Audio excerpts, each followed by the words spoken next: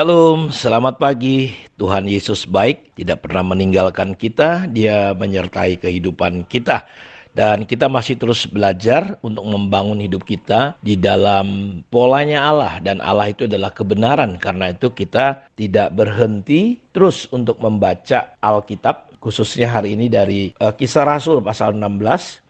Ayat 16 sampai 40 dan kitab Mazmur pasal 143 ayat 1 sampai 12 dan Amsal pasal 17 ayat yang ke-26. Kita sudah belajar bagaimana kita perlu pindah dari pola natural manusiawi kita, pola-pola yang menjadi pola kita karena apa yang keluar dari hidup kita itu karena apa yang telah masuk dalam kehidupan kita. Seseorang menjadi pemarah, seorang yang mudah menghakimi, mudah marah, mudah tersinggung, itu karena dia pernah mengalami benih-benih hal itu masuk dalam hidupnya dan itu menjadi pola dia. Karena itu kita ketika percaya Yesus bertobat, kita perlu belajar masuk di dalam polanya Allah. Ingat saudara, kita sudah dipindahkan ketika kita percaya dari kerajaan gelap masuk kepada kerajaan anaknya yang kekasih. Karena itu kita diajar untuk mencari lebih dulu kerajaan Allah dan kebenarannya.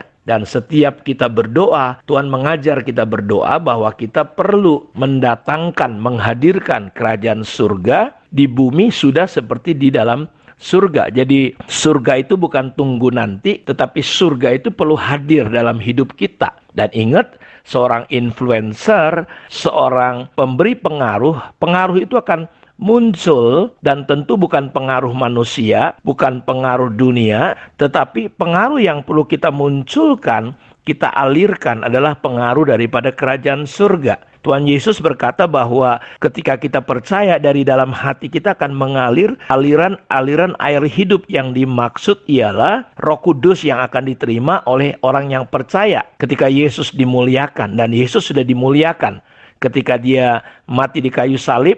Dan kita tahu pada hari Pantekosta Roh Kudus dicurahkan. Kalau di zaman perjanjian baru Roh Kudus itu hanya untuk orang-orang tertentu, maka hari ini Roh Kudus adalah untuk setiap orang yang percaya. Dalam kitab Yehezkiel kita tahu bahwa satu hari Yehezkiel melihat dari bait Allah itu muncul keluar air. Air itu tadinya semata kaki, selutut, sepinggang, dan akhirnya sampai seperti sungai. Sampai orang yang dilihat Yehezkiel itu kita bisa berenang. Dan kemana saja air itu mengalir akan ada kehidupan. Ikan-ikan berkeriapan ya. Saudara, bahkan air yang asin menjadi tawar. Nah, ini yang saudara harus mengerti bahwa kita masuk dalam pola Allah dengan mengizinkan sampai akhirnya Roh Kudus bisa bebas mengalir melalui kehidupan kita. Karena itu kita sudah belajar bahwa Allah itu adalah kasih. Karena itu untuk hidup di dalam polanya Allah, kita anak-anak Tuhan harus mendasari hidup kita dengan kasih, menghidupi kasih, membangun kasih, dan mengalirkan kasih. Kasih itu katanya tidak ada satupun yang bisa menentang kita. Karena itu tidak ada satu hukum pun yang bisa yang namanya menentang kasih.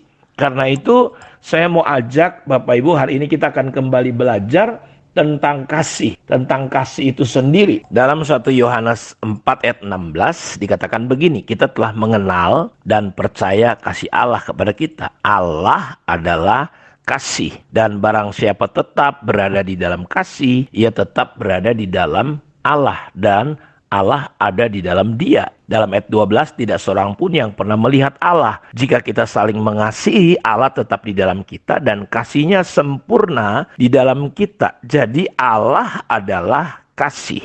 Barang siapa tetap berada di dalam kasih, ia tetap berada di dalam Allah dan Allah di dalam dia. Dan aplikasi daripada kita mengenal Allah adalah ketika kita mengasihi. Ketika kita mengenal dan percaya Allah adalah kasih, kita percayakan kasih Allah, maka Allah itu kasih, dan barang siapa berada di dalam kasih, disitulah dia tetap berada di dalam Allah dan Allah ada di dalam kita. Jadi identitas kita adalah ketika kita hidup di dalam kasih. Tidak ada satu orang pun yang bisa melihat Allah. Tapi waktu kita mengasihi, Allah ada di dalam kita. Jadi ketika kita mengasihi, makanya aplikasi daripada mengasihi Allah adalah kita mengasihi sesama kita.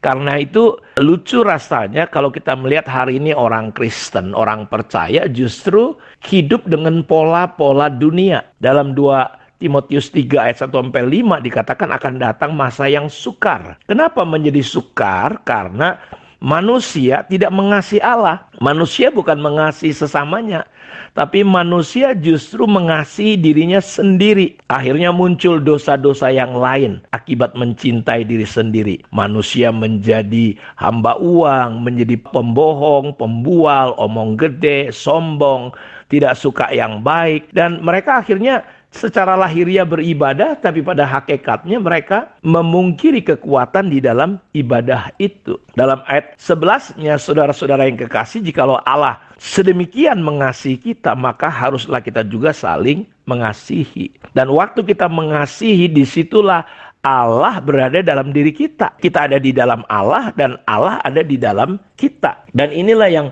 Yesus inginkan ketika dia berkata, dan Yohanes menuliskan dengan jelas sekali di dalam Yohanes pasal 15, dikatakan di sana begini, dalam ayat 9, seperti Bapa telah mengasihi aku, demikian juga aku telah mengasihi kamu. Tinggallah di dalam kasihku itu. Jikalau kamu menuruti perintahku, kamu akan tinggal di dalam kasihku. Seperti aku menuruti perintah Bapakku dan tinggal di dalam kasihnya. Semuanya ini kukatakan kepadamu, supaya sukacitaku ada di dalam kamu, dan sukacitamu menjadi penuh. Inilah perintahku, yaitu supaya kamu saling mengasihi, seperti aku telah mengasihi kamu. Jadi Tuhan memberi perintah.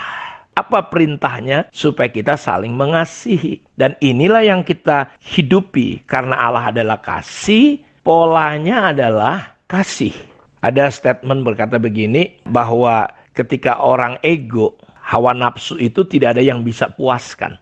Nafsu itu prinsipnya yang penting saya senang, orang lain mau hancur silakan hancur. Tapi kalau kasih, kita rela justru saudaraku berkorban. Dan ini yang saya mau katakan ketika kita berada di dalam pola yang diajarkan oleh Tuhan Yesus. Dan Tuhan mau, dan ini hukum yang pertama dan terutama. Dan aplikasinya adalah mengasihi sesama kita. Hukum kedua, sama dengan hukum pertama. Jikalau kamu menuruti perintahku, kamu akan tinggal di dalam kasihku. Apa perintahnya Tuhan?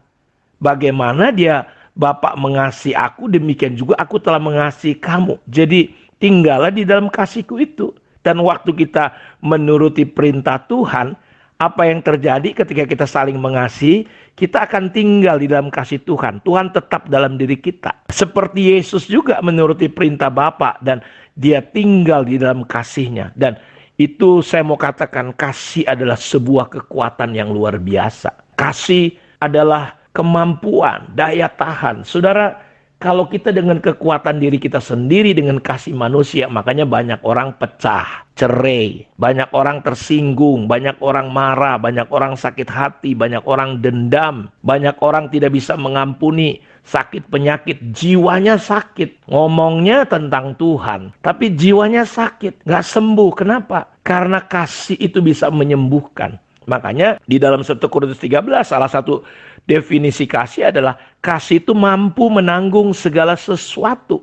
Punya kekuatan, daya yang luar biasa. Dan tentu kita nggak bisa mengupayakan kasih karena saudara sudah menerima. Saudara, kita hanya perlu tinggal di dalam Kristus. Kita nggak bisa dengan kemampuan kekuatan kita, karena itu bukan kita yang mengasihi Allah. Allah yang sudah mengasihi kita. Dan ini adalah polanya Allah. Dan saya mau katakan, ini harus menjadi dasar perjalanan hidup kita, menjadi dasar gereja kita, menjadi dasar hubungan kita. Ya, sehingga kita betul-betul dunia bisa melihat. Karena itulah identitas kita. Dunia akan tahu kamu adalah muridku jikalau kamu saling mengasihi. Mari kita masuk kepada polanya Allah. Tuhan memberkati kita, mari kita berdoa. Bapa, terima kasih, berkati semua anak-anakmu dimanapun mereka berada, lawat mereka, dan hari-hari ini sadarkan kami.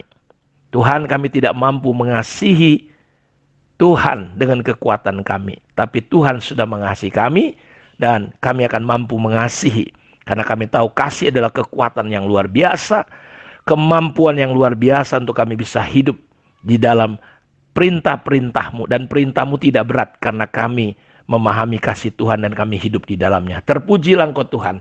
Dalam nama Yesus Kristus kami berdoa. Amin. Tuhan memberkati kita semua. Shalom.